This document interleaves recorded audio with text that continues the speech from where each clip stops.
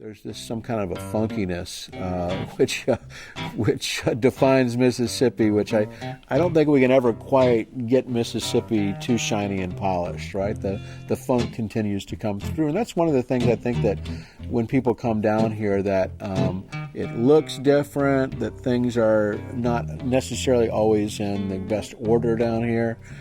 But that's a quality. I mean, driving through the Delta, seeing, not to romanticize poverty or anything like that, but there is this sort of overall funkiness in Mississippi, which people find to be pretty exotic. And the positive side of that funkiness, I think, is that which is expressed through musicians.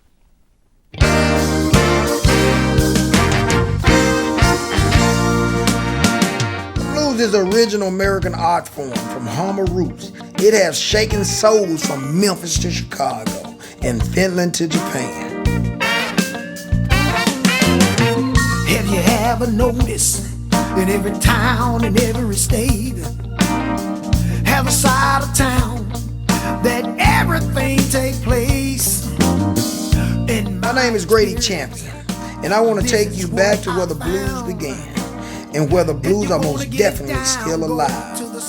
I want to take you to the Blues Underground. Everything's going down on the south side of town.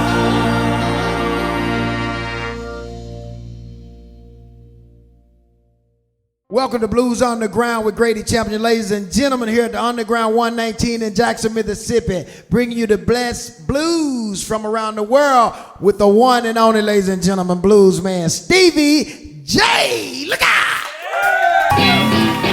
Thank you.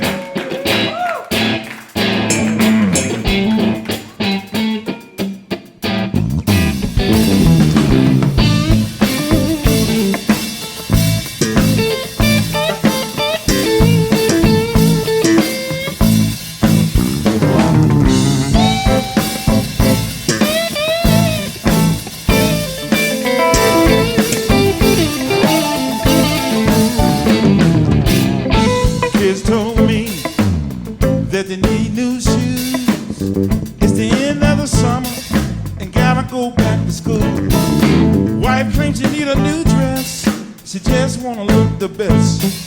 Went to my other woman's house and her hair looking like a holy mess. God, it's the same thing, just a different game.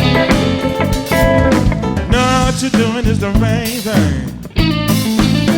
It just might knock you off your mainframe, but it's the same thing, different game.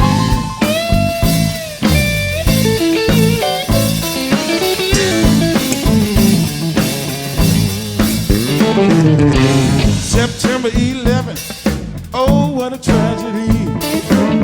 Many lost their lives, and this didn't have to be. You go to work every day and only try to do your job. Got the boss man punching up away, fire you or lay you off. Lord, it's the same thing, just a different game. No, what you're doing is the main thing. Oh, it just may knock you off. This is Grady Champion with Blues Underground, bringing you the best of blues from around the world, ladies and gentlemen, with one of my friends from a long time ago. We ain't gonna talk to you too long, but Steve, I met you a while back. I mean, you helped me out time after time on the guitar. Just an exceptional guitar player. Why don't you introduce yourself to the world? Tell them what it's like being Stevie J in the blues. Well, I'm Stevie J. I'm a blues child of Bobby Rush. It was my daddy. He got me my start. First blues gig I did. Everything is good. God is good and blessing me.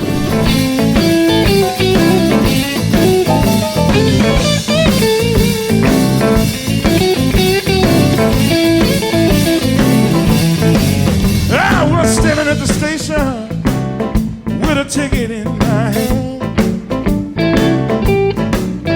I was standing at the station with a ticket in my hand. Hey, on a trip to see a woman, did not have me in her plan. Yes, I was standing at the station with a ticket in my hand. Oh, standing at the station with a ticket in my hand.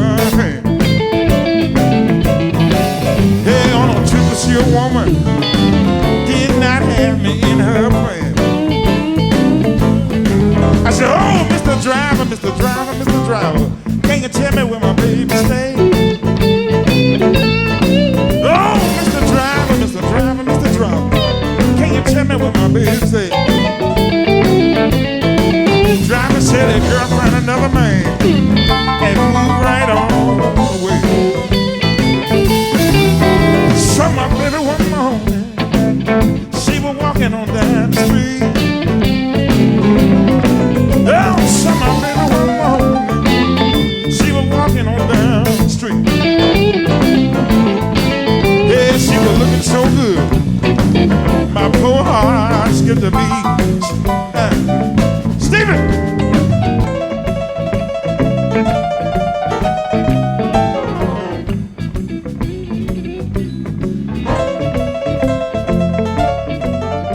I said, and I was talking earlier, and I said, you actually work with George Jackson. Oh yeah. Yeah. I mean, I said you got started early in that studio. Well, yeah. Well, you know, I was doing throughout the '90s. I was doing a lot of work with Malaco on the gospel side. You know, the Mississippi Mass, the Pilgrim Jubilees, Jackson Southern Airs. I played all their sessions. You know, and so when I got into the blues, I met Harrison Calloway. That's right. Doing a Bobby Rush record. That's and right. then he was like, man, I want you to come over to the studio with Malaco and do some demos for me. And I met George Jackson, and after that first session, I probably had been a session musician for Malaco about 5 years before I realized it. Yeah. I'm gonna get Steven. Give me some pine top type of plan so that we put everybody up on what this Mississippi thing is with the pine top and the blues in the Delta. Give it to me.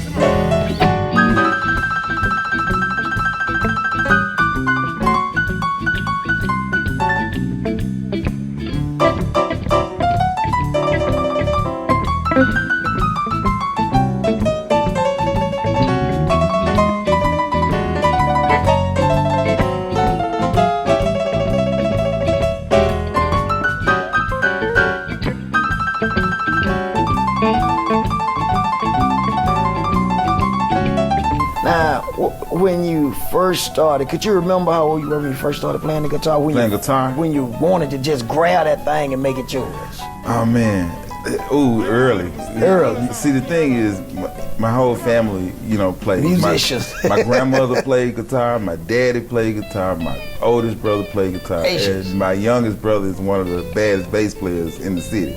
Look out. So, you know what I'm saying? It was just around. Just a family thing. It's just a family thing. Everybody just play guitar. But I started in junior high school. I was about 13, and I was going to Powell Junior High School. And I was involved with games and stuff like that. And I saw my life kind of going another way. It was obscure from the way I was taught. That's right. And going into the 9th grade, I said, I'm going to do something different. So the summer of the 8th grade year, I just kind of chilled out and went off the scene and started playing guitar, taking lessons. And, you know, by the summer of the 9th grade, I was playing. I was playing. I was doing. You were sneaking a club in the 9th grade. And I was. 9th grade, ready to sneak in the club and play some blues. 9th grade, I think the first club gig I did, I was like 15 or 16. Oh man! And it was at Soups. Man, I was in the 10th grade. Miss Lisa said, "What you doing in here?" I was like, "Well, I'm playing a gig with them."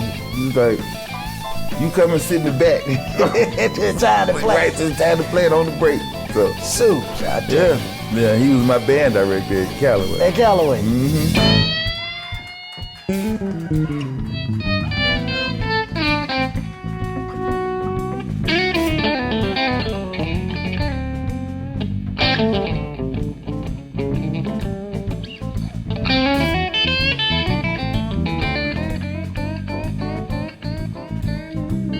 Was on the key. I was standing at the station with a ticket in my hand. Yeah, I was standing at the station with a ticket in my hand. Hey, when I took to see a woman, did not have me in her plan. I said, "Oh, Mr. Driver, Mr. Driver, Mr. Driver, can you tell me where my baby stays?" Yes, Mr. Driver, Mr. Driver, Mr. Driver, can Can you tell me where my baby stay? Driver said that girl found another man and moved right on away. I know you done traveled basically around the world. What are those experiences like? You know, going to different places and the reaction they get to your guitar playing with the blues. Oh wow, it's amazing the reception that the blues gets, especially in places like Europe and Germany. My first experience in Europe was the Cognac Blues Festival. Cognac? Yeah, Cognac France. Cognac, where they make the good cognac. Good stuff. Yeah, man. This had to be like 02, 03. Okay. And, you know, me and a couple of guys from Bobby's band, we, you know, after the festival, we went out in the streets, wanted to hear some music. And we heard some guys that was playing on the porch of a club, and it sounded like they were from Clarksdale, Mississippi. They were singing and playing the blues, and I was like, okay, these some homeboys. and the more we got there, it was like, no, okay. So then we thought they were maybe some Midwest guys. Right. Went to talk to them, and they couldn't even speak English. Couldn't speak English, but they was singing about my baby. My baby. I was like, man, that messed me up. Man, but it gave me a respect and a true respect for the blues. It's powerful. So we jammed with them that night, and we couldn't even, all we could do was play the blues together. Man, couldn't speak nothing. They couldn't speak English, couldn't say speak French, but they do it. Just play. Baby, come take a ride with me. Hey, baby, come take a ride with me. You take a ride, you love the way I drive. Baby, take a ride. Oh, baby, come let me walk you home. Oh, baby, just let me walk you home. I'll walk you home, you will not sleep alone. Let me walk you home.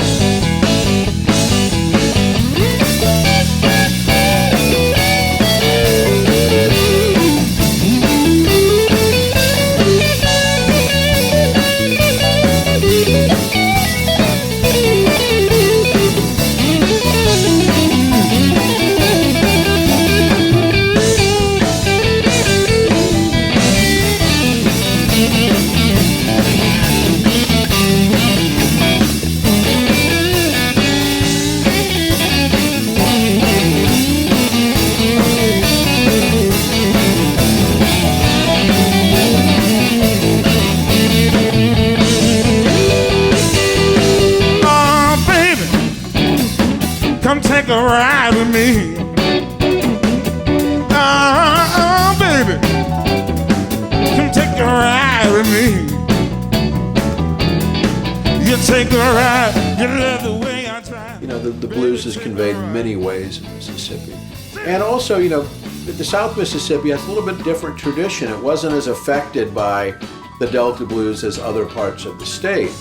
Traditionally, along the Alabama coast or the Mississippi coast, it was the influence of New Orleans which was paramount. Those musicians were the ones that were touring week in and week out on the clubs.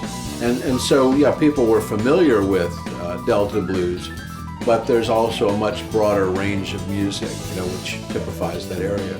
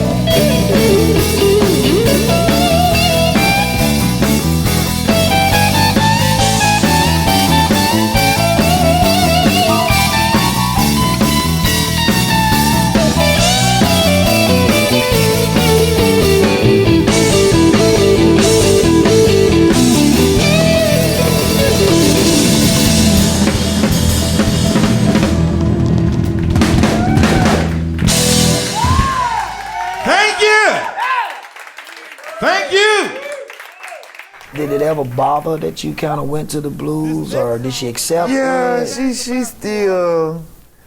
still say stuff every now and then. You know what I'm saying? But I'm a middle child. That's right. So, you know, I'm the one. I'm the middle child. Everybody preaching but me. Oh, okay, So, okay. yeah. It is. Well, you know, I always say that with this talent that we have, you know, with the blues, God still give it to us. Exactly. And believe me, when you're sitting in there at night, you done changed somebody. You touch somebody, right? That's right. You done touch somebody, and you gonna make somebody feel better than they felt when they came in. Oh, yeah. So in a way, you're doing your thing. Right. Cause we never know where a person might need that little inspiration. Right. And it might come out your guitar. Yeah, well, Bobby told us early on, and he said, don't get freaked out about it. He said, it's the same feeling. He said, the same feeling that you feel when you talk about the goodness of Jesus on Sunday is the same feeling that you feel when you talk about the goodness of your baby on Saturday night. That's right. Same feeling, man. Feel good. Same feeling. Feel I ain't good. mad at it. Get all I ain't up. mad at it at all. She give me that love, make me say, oh my. Lord, she look good and she fine. Big hips and stout thighs. People, I'm so glad that the girl is mine. Hey, little mama, don't you ever leave. I shall cry, Lord, yes indeed. If you take your love away, I don't want to live to see another day. Lord, she look good and she fine. Big hips and stout thighs. People, I'm so glad that the girl is mine. Y'all ready? Yeah, yeah, yeah, yeah, yeah, yeah. Yeah, yeah, yeah, yeah, yeah, yeah. Yeah, yeah, yeah, yeah, yeah, yeah. Yeah, yeah, yeah, yeah, yeah, yeah. Y'all sound good to represent.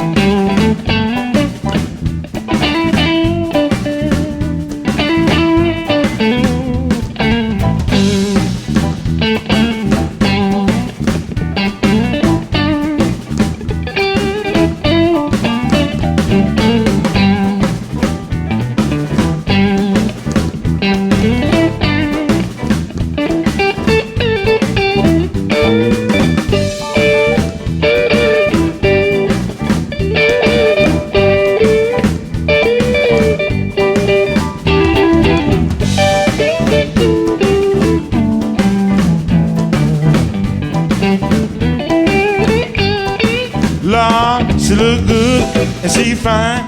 Big hips and short thighs. People, I'm so glad that the girl is mine. Oh, yeah, ladies and gentlemen. Thank you. Oh, my goodness. Let's hear it for the one and only Stevie J. If the world don't know, they gonna know real soon. Man, there's some serious blues coming out of Mississippi. Stevie, I'm gonna tell you, like I said, I done watched you for years, man, and good gracious, son, you just reached down there and just grabbed me where it was all trying to hide. Ain't nobody in TV land gonna hear that and not get up out their kitchen, bed, or something and go to tapping. Once again, this is Grady Chamber Blues Underground, bringing you the best of blues from around the world, ladies and gentlemen. Once again, the one and only Stevie J. Blues Underground with Grady Champion. We'll be right back. Lisa's from South Mississippi. Now she's in Mobile, which is just across the border in Alabama. And Lisa came to the blues like a lot of young white people came to the blues through the popular culture. I think she told me that she first became really aware of the music when she saw the film The Blues Brothers from 1980, you know, which had Ray Charles, James Brown, Aretha Franklin, John Lee Hooker, so many great performances. And that was actually a pretty, major event. The blues kind of died out a bit in the 70s. You know, you had the rise of disco, new forms of R&B, and then there was a couple events in the 80s, including the Blues Brothers, which brought people's attention back to the blues, that said, this is really great music. So that was maybe her entryway into the music, and of course she's influenced by Etta James, the great Etta James, Bonnie Raitt, who also had some triumphant moments in the late 80s, early 90s, turned a lot of people onto the blues. One of the interesting things about Lisa is that her career really took off when she occupied the position formerly held by Janis Joplin, the big brother in the holding company. And you know what I think is great is that she obviously had to learn how to sing all those songs, right? If you're essentially playing Janis Joplin in a band, you've got to do it. But to her credit, she doesn't sing in that style. I'm sure she could go out and be a Janis Joplin impersonator, and the crowds would love it, but she's her own person. And, you know, she draws upon a pretty wide range of music, you know, the blues, gospel, folk, country music, you know, and so I think that's what's great. She could have probably made a living doing the Janis Joplin thing, and that's a great part of her professional biography, but, you know, she's moved away from it and found her own voice. This is Grady Chapman with Blues Underground here in Jackson, Mississippi at Underground 119, bringing you the best of blues from around the world. And from Hattiesburg, Mississippi, let's hear it for the beautiful Lisa Mills. Thank you. Thank you, Grady.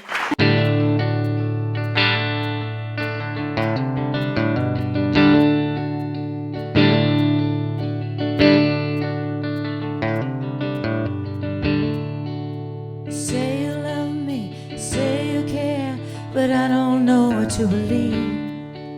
If only I had a crystal ball, then maybe I could see the truth. Lord, it hurts sometimes. The truth is what I need, yeah, not some lie.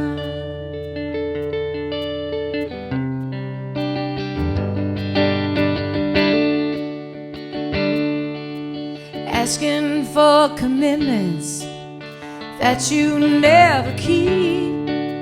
Only I can understand. Oh, baby, what do you need? Truth, so hard to find. The truth, it's almost always unkind.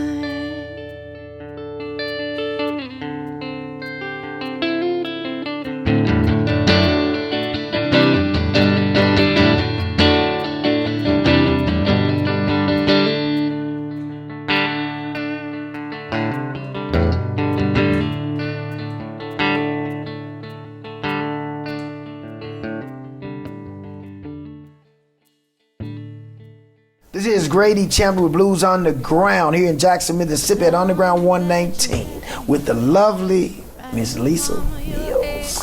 Hello, Grady. Welcome, girl. Thank you. Two little old country. We were music talking about the playing. country blues, weren't we? Yeah, we just got through talking about it. Yeah. Great stuff. Lisa, I want to start out by you telling me what got you into playing music and want to do it for a living. Going way back, it started in the church. I think a lot of people started in the church. In the church. Definitely. Started in the church down in Spring Cottage, Mississippi. Spring Cottage. In the church, my great-grandmother and her brother and their family built. So I grew up singing Jesus Loves Me in the church. And my dad played a little guitar and sang some of those country songs we were talking about. Yeah. That inspired me. I started playing guitar when I was about 14. 14. Got my first paying gig in Hattiesburg, Mississippi at a local Italian restaurant doing, you know, pop and folk tunes. Okay. Like 110 Soldier and all that. Way around. Yeah. Way around it. Tell me now. Tell me now.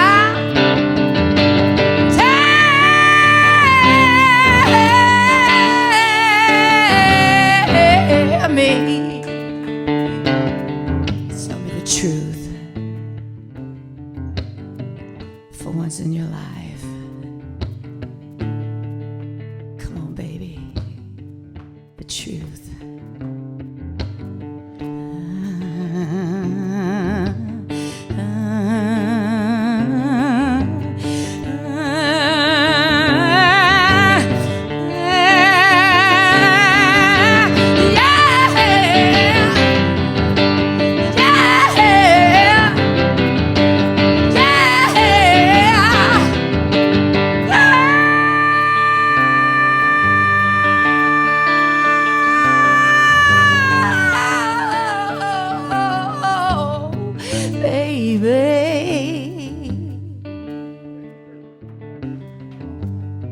Plain and simple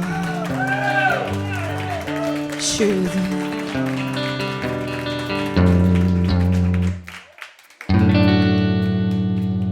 My goodness. Girl with a voice like that. Shut up. I'm sliding around on the floor like a puppy. All I can say is you doing the thing.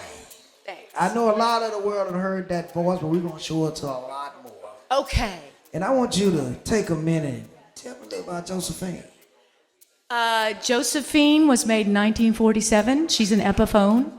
And she was made pre-Gibson. And she was made in New York. New York City. Yeah, and she's a Century model. And I love her. Well, I tell you something, you're playing her like you love her. Thanks. Once again, Miss Lisa Mills, ladies and gentlemen. This is a fairly new song that I wrote with my friend George Borofsky. George lives in a place called Macclesfield, England, which is near a place called Manchester. Manchester has an airport that I've seen quite a lot of over the years. Anyway, it's called You're Not the Only Game in Town.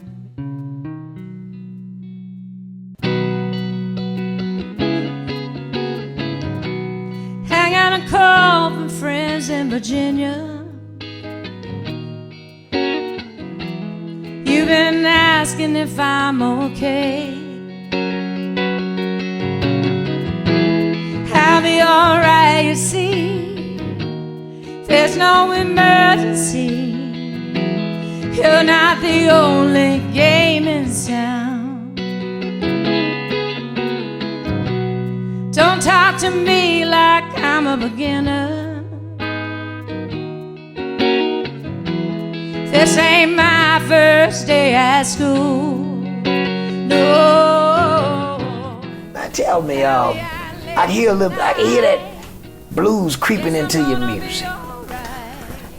It kind of snuck up on me, to be honest. I didn't have any real exposure to the blues. That's right. Early on. It was just church, my dad playing those songs, and whatever was on the radio. Okay, growing up. But right around the early part of my college career, the Blues Brothers movie came out. Blues Brothers. And so I came in through the back door like that, watching the Blues Brothers movie and hearing Aretha Franklin. Oh my God. Oh my God. And then I started listening to Chaka Khan. But in the meantime, before that came along, on the radio, the songs that really touched me during that time, oddly enough, one of the most important songs was Misty Blue. Misty Blue. And Dorothy Moore. At the time, I didn't even know who the song was by, but playing here at Underground 119, one night I was playing and somebody told me she was in the audience. Oh my God. And afterwards, she paid me the highest compliment I've ever had. She said that I reminded her of Etta James. I was like, oh. Etta James is one of my very favorite singers. Listen for red eye coming down. No, I'll be out late tonight. There'll be no landing light. You're not the only game in town. Don't you know, don't you know, don't you know? You're not the only game in town. Don't you know, don't you know, don't you know? You're not the only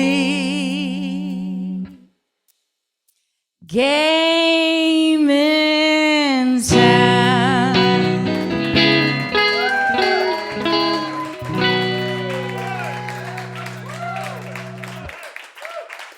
That's a fun song, isn't it?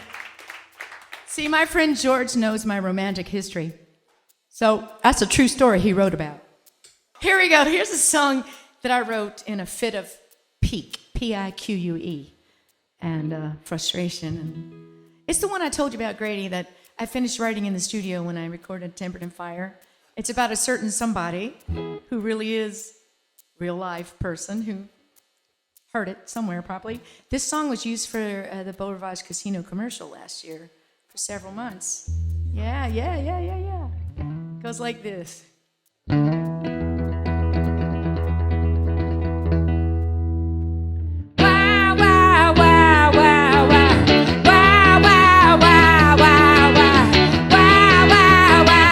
Do I still love you? Don't know why I should love you. Tell me why I should love you. Everybody tell me to leave you alone. If I had any sense, I would be long gone. Too good for you, overqualified.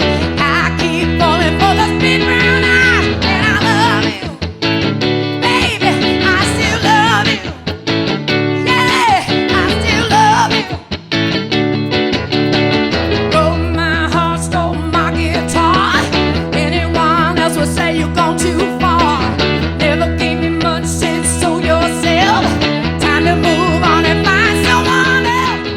I know that you do a lot of touring, cross seas, and you toured with a band that Janis Joplin played with. Right. That's how I got started playing overseas, is because of my work with Big Brother and the holding company. Okay. I was their lead singer for 3 years. Okay. And they took me overseas. My first gig ever overseas was near Frankfurt, Germany. And it was a monumental journey because they only gave me the plane ticket that got me to Atlanta, and I got stuck and was supposed to meet them in JFK. And that was back before cell phones. So I ended up stuck in the Atlanta airport with no way to get to Frankfurt. And they had the part of my ticket. So I'm phoning Sam Andrews' girlfriend back in San Francisco, and we're back and forth, and the airlines can't help me because I don't have the other part. So ultimately, she bought me a very expensive one-way ticket to Frankfurt, and the entire time along the way, we didn't even know if I was going to make it to the festival in time. It was a big festival north of Frankfurt. By the time I arrived, they put me in this little tent in the pouring rain and a little kerosene heater, and I'm changing clothes. 20 minutes later, I'm on stage with Big Brother because they didn't even know I was making it. I'm on stage with him in front of, I swear to you, 10,000 people. Oh, man. And this big, huge festival outside of Frankfurt. And then the very next day, I'm on a plane back to the U.S. So I earned the right to go overseas with those guys. But it was on one of the last tours I did with them that I played in a place near Birmingham, not Birmingham, but Birmingham, England, where backstage I was told, Robert Plant's in the audience. And I hate to admit this, but I was so ignorant. I envisioned that guy remember that video that was out? Yeah. The guy who was singing and the girls with the guitars and the skinny dresses behind him? I thought it was Robert Palmer. I had no idea. But afterwards, I didn't meet Robert then, but I met his sound engineer, Roy Williams, and we talked for a little bit. And a week later, I'm playing in a place in Germany, and who shows up backstage but Roy with a bottle of Irish whiskey. And he began talking to me about whether I did my own songs and what have you. And ultimately, Roy is the one who arranged for me to sing on that album that has Jeff Beck, Robert Plant, Jules Holland, and Andy Fairweather Low. Big. My bass player who works with me over in England, it was his band and his album that had all those featured guest artists. And so Roy brought me over to sing on that album, and I met Ian for the first time. Little old country girl from Hattiesburg, Mississippi. Who would have thought it? Who would have thought you would have been And you know there? what else? The album that got me started on all of this was recorded in Pascagoula, Mississippi. Pascagoula. In a little blues bar called Spicy's. Damn your eye for taking my breath away, for making me want to stay. Damn your eye for getting my hopes up high. You made me fall in love again. Damn your eye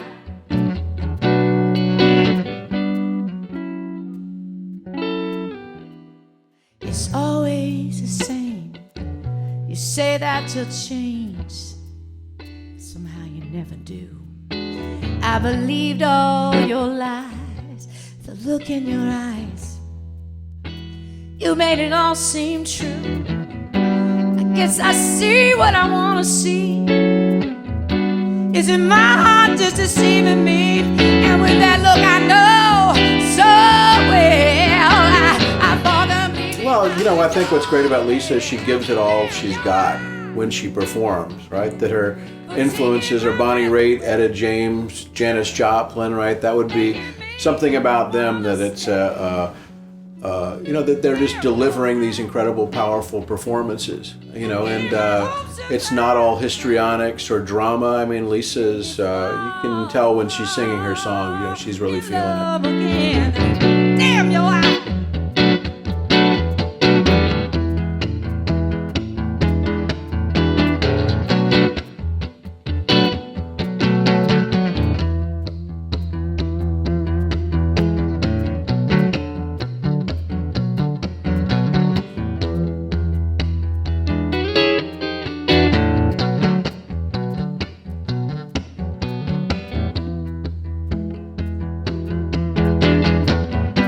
You keep deliberately deceiving me, making me see what I want to see. Damn your eye. Hey! Damn! Damn! Yeah! Every time I see your face, it takes me back in time and space. Same old, same old.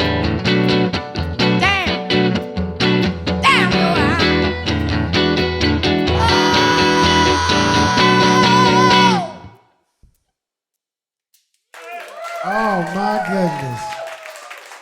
Oh my goodness. Whew. Y'all are the best. Thank you. Thank you so much. Get out of here. Oh my goodness. Funny. Oh my goodness. I think I done fell in love, y'all. Oh my goodness. All I want to know is, can you cook? Man, I like to tell eat, you know. From Mississippi. Lisa. Grady, you're too nice. Thank you. Girl, man, look at here. That's real. Thank you. Oh my I thank y'all for all of your encouragement. You're wonderful. Thank you. Thank you so much. I said one thing. What's that? Mama raised you with a lot of love, girl. Oh, All that passion. Oh my goodness. that's the sweetest thing anybody's ever said. You got me weak. I told her earlier, I'm interviewing her, man, and I got this feeling I had never felt before.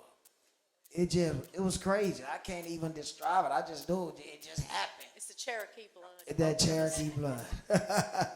It's great. Oh my goodness, Lisa Mills. Thank you, Grady. The world gonna definitely remember this. I had a wonderful time. I had a great time. Yeah. Have you all enjoyed yourself? Ladies and gentlemen, once again, this Grady Champion. I told you I was going to bring you the best blues that we had to offer in this here world. We introducing you to the blues that you can use, ladies and gentlemen. Once again, my name is Grady Champion with Blues Underground here in Jackson, Mississippi at Underground 119. Catch us next time. Have you ever noticed in every town and every state have a side of town that everything take place? My name is Grady Champion, and I want to take you back to where the blues began and where the blues are most definitely still alive. I want to take you to the Blues Underground. Everything's going down on the south side of town.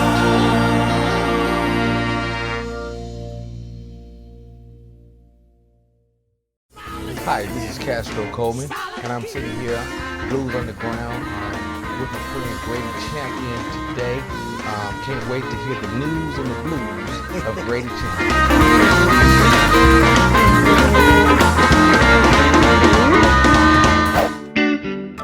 coming into a club and they said, hey, white boy's fixing to try to, what the hell, you know, what's he fixing to do? And 30 minutes later, I had him standing right in front of me, you know, and that's all that makes any difference to me. She's not mine.